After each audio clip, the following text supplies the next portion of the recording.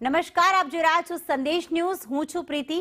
મહત્વના સમાચાર મળી રહ્યા છે કે જેમાં ખોડલધામમાં આનંદીબહેન પટેલની જે પુત્રી છે તેને જવાબદારી સોંપવામાં આવી છે। અનાર પટેલને સંગઠન અધ્યક્ષ તરીકે ખોડલધામમાં જવાબદારી સોંપાઈ છે। ખોડલધામ ટ્રસ્ટના પ્રમુખ નરેશ પટેલે અનાર પટેલની સંગઠન અધ્યક્ષ તરીકે જાહેરાત કરી હતી।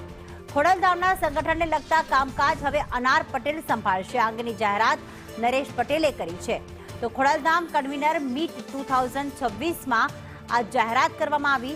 ખોડલધામ કન્વીનર મીટ 2026નું આયોજન, જેમાં બેઠકમાં તમામ ખોડલધામ સાથે સંકળાયેલા જે પણ સંગઠનના જે અલગ અલગ સભ્યો છે તે હાજર રહ્યા હતા અને આ પ્રસંગે નરેશ પટેલે જાહેરાત કરી કે હવે ખોડલધામ ટ્રસ્ટનું જે સંગઠન છે તેની જવાબદારી અનાર પટેલ કે જે આનંદીબહેન પટેલના પુત્રી છે, ગુજરાતના પૂર્વ મુખ્યમંત્રી આનંદીબહેન પટેલના પુત્રીને આ જવાબદારી સોંપવામાં આવી છે।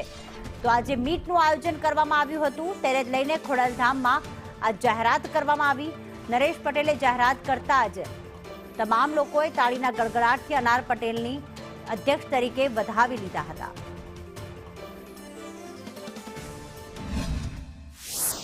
જે નામ આપણી સમક્ષ મૂકું છું તે આખા ગુજરાતના ગૌરવ અપાવશે, એમાં મને કોઈ શેષ નથી રહેતો।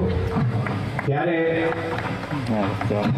ખોડલધામના સમગ્ર સંગઠન અધ્યક્ષ તરીકે આજે અનારબેન પટેલની જાહેરાત કરવામાં આવે। જે નામ આપણી સમક્ષ મૂકું છું તે આખા ગુજરાતના ગૌરવ અપાવશે, એમાં મને કોઈ શેષ નથી રહેતો। ત્યારે ખોડલધામના સમગ્ર સંગઠન અધ્યક્ષ તરીકે આજે અનારબેન પટેલની જાહેરાત કરવામાં આવે।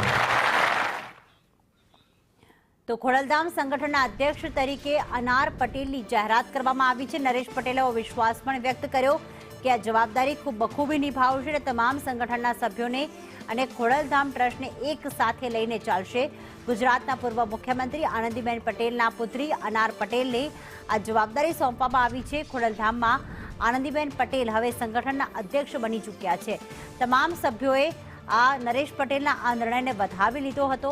આજે મીટ 2026નું આયોજન કરવામાં આવ્યું હતું, તેમાં ખોડલધામ સંગઠનના તમામ સભ્યો એકત્રિત થયા હતા।